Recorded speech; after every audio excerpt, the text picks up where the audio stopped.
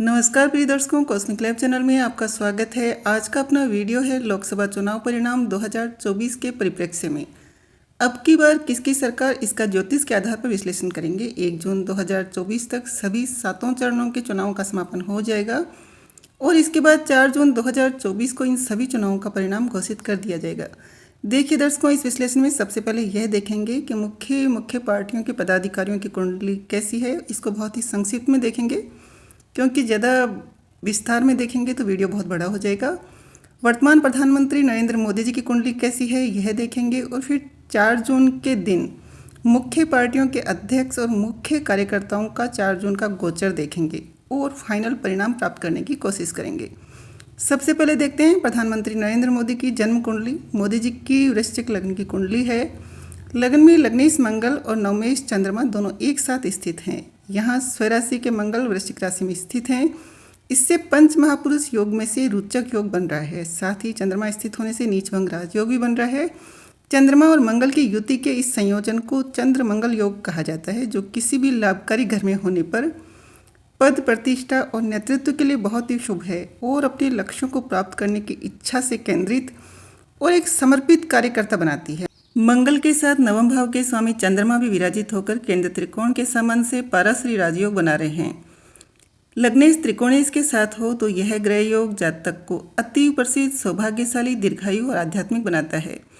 यह युति दृढ़ इच्छा शक्ति, अच्छी मानसिकता, कठिनाइयों और संघर्ष के बावजूद लक्ष्य प्राप्त करने की क्षमता प्रदान करती है।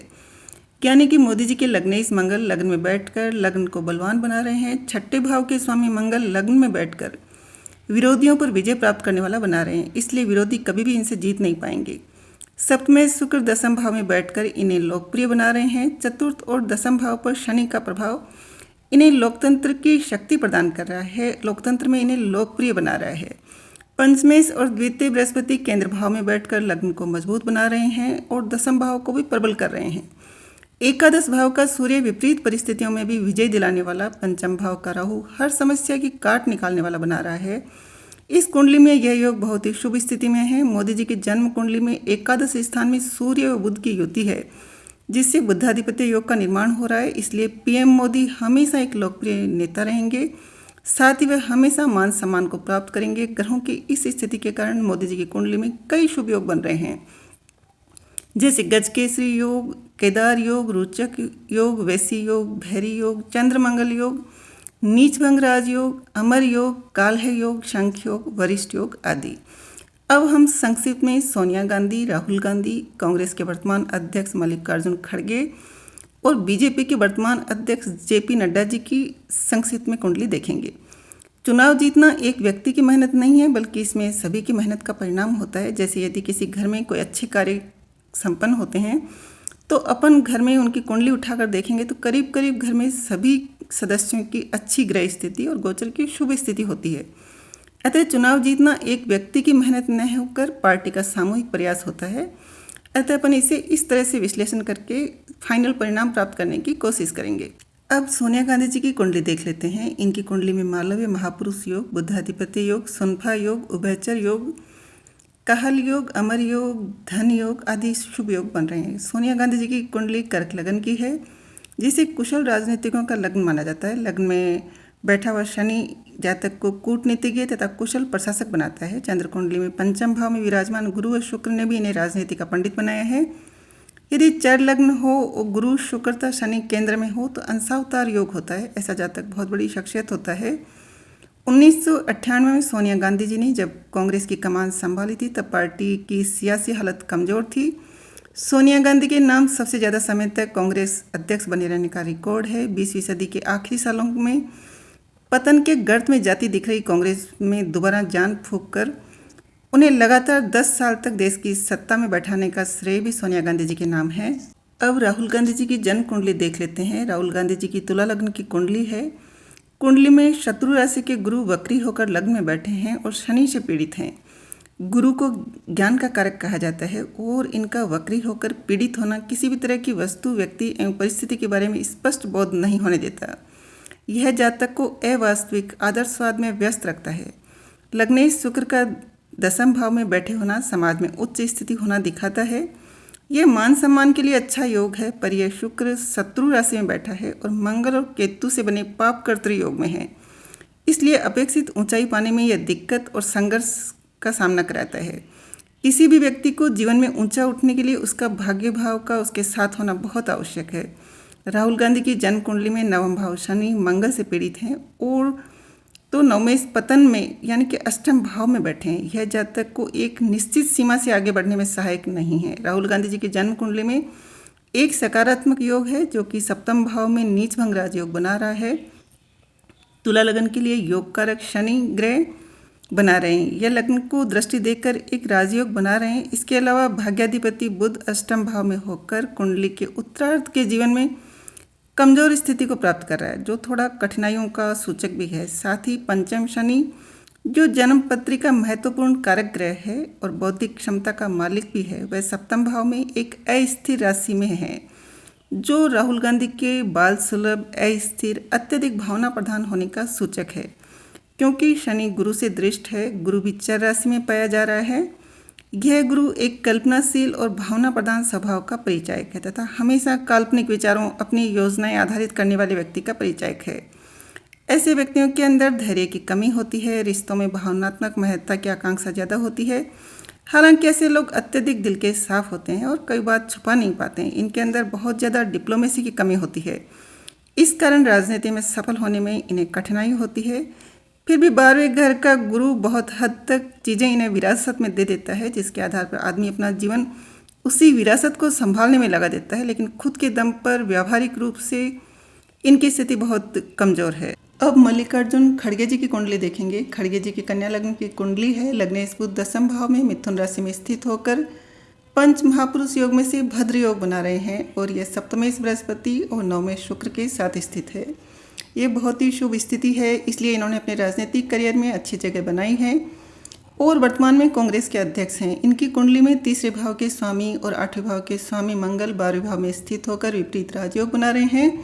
अब जेपी नड्डा जी की कुंडली देखते हैं। जेपी नड्डा जी की कुंभ लग्न की कुंडली है और लग्नेश लाभ भाव में यानी कि एकादश भाव में स्व राशि के बृहस्पति के साथ धनु राशि में स्थित होकर बहुत ही शुभ स्थिति में है। पंचमेश बुध दसम भाव में सूर्य के साथ स्थित होकर बुधादित्य योग का निर्माण कर रहे हैं, जो इन्हें बहुत ही अच्छे रणनीतिकार बनाकर अपने कार्य क्षेत्र में उत्कृष्ट सफलता प्रदान कर रहे हैं। इस प्रकार अपन ने नरेंद्र मोदी जी, सोनिया गांधी जी, राहुल गांधी जी, मल्लिकार्जुन खड़गे जी और जेपी नड्डा जी की जन्म कुंडली का अध्ययन किया। इसमें नरेंद्र मोदी जी की जन्म कुंडली सबसे अधिक पावरफुल है। जन्म कुंडली के आधार पर तो मोदी जी की जीत तय है। मोदी जी ने अपने चुनाव प्रचार के दौरान कहा भी है, अब की बार 400 पार, लेकिन केवल जन्म कुंडली के आधार पर परिणाम निश्चित नहीं किए जा सकते हैं। इसके लिए अपन 4 जून की ग्रहों की स्थिति देखेंगे। उस दिन की ग्रह स्थिति किसके अधिक पक्ष में है, यह देख लेते हैं। सबसे पहले देखते हैं प्रधानमंत्री नरेंद्र मोदी जी की 4 जून की ग्रह स्थिति।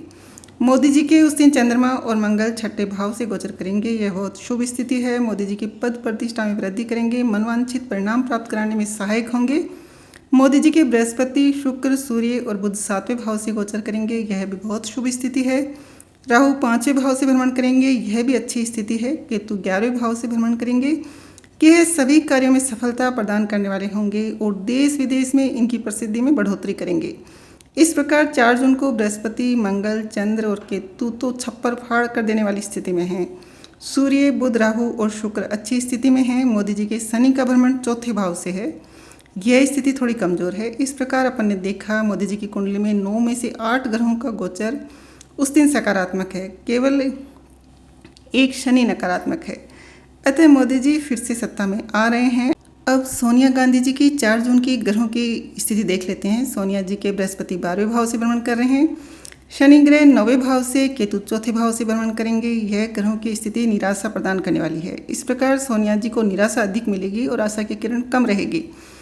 चंद्रमा, मंगल 11वें भाव से गोचर करेंगे, यह शुभ स्थिति है। अब राहुल गांधी जी की 4 जून की ग्रह स्थिति देख लेते हैं। अपन ने वैसे भी देखा है राहुल गांधी जी की जन्म कुंडली में भी कोई अधिक राजयोग नहीं है।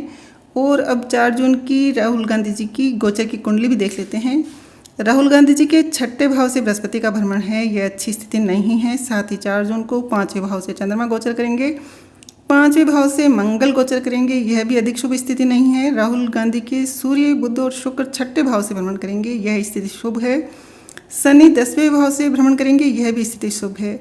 मल्लिकार्जुन खड़गे जी की बृहस्पति शुक्र सूर्य अष्टम भाव से गोचर करेंगे। यह तो बहुत ही नकारात्मक स्थिति है, क्योंकि सोनिया गांधी जी है वो तो डायरेक्ट तो पार्टी में उनका प्रतिनिधित्व है नहीं, तो अध्यक्ष के तौर पर तो मल्लिकार्जुन खड़गे जी हैं, तो इनके ग्रहों का असर अधिक रहेगा। तो इनके 8वीं बृहस्पति है, तो ये तो बहुत नेगेटिव है।